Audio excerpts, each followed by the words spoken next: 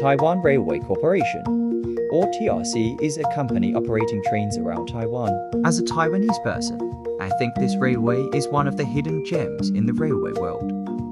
Today, we'll dive into the history of this railway and how it came here today. In 1887, construction began on the first railway in Taiwan between Keelung and Taipei in early March. In 1891, the first rail line was completed, a 32 km branch from Tuichuxia, now Taitouching, to Geelong. In 1895, Taiwan was colonized by the Empire of Japan. Following the end of the Sino-Japanese War, the Ministry of Taiwan Railway was established by the Japanese government.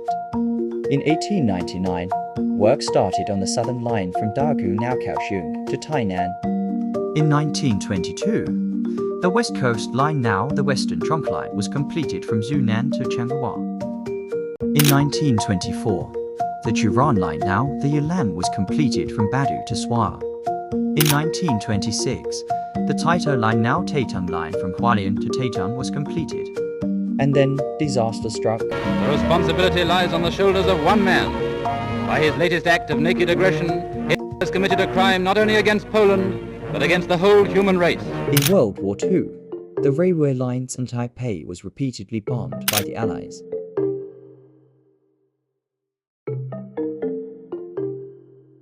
In 1948, the Taiwan Railway Administration, or TRA, was established.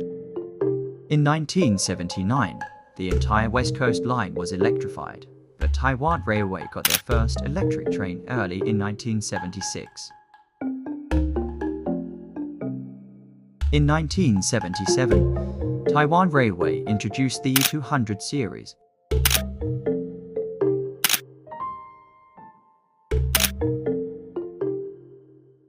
In 1979, the MU100 series was introduced, serving Zhejiang Limited Express. It was nicknamed British Grandma as it was imported from the United Kingdom. In 1982 came the most iconic diesel train in Taiwan, the DR2800 series. But since this chapter is about electrification, I will leave that to another video. In 1987, the MU200 series came into service. 2 years later, the MU300 series was introduced on September 1989. On that same day, the Taipei Underground Rail System was completed. 3 days later, the modern-day Taipei Main Station was completed. In 1990, Taiwan Railway introduced their first commuter train, the MU400 series. Then in 1995 came the MU500 series. In 1996, Taiwan Railway introduced the 1000 series, which would replace the MU100. However, disaster struck. TI reported that these trains suffered from frequent traction motor failures, and due to the poor quality of stainless steel painting processes at the time of production, the coaches were also not painted, but rather had stickers applied, which began to fade, mottle, and peel after exposure to weather and sunshine in service. The problems made the train gain the nickname Beggar Gang Train.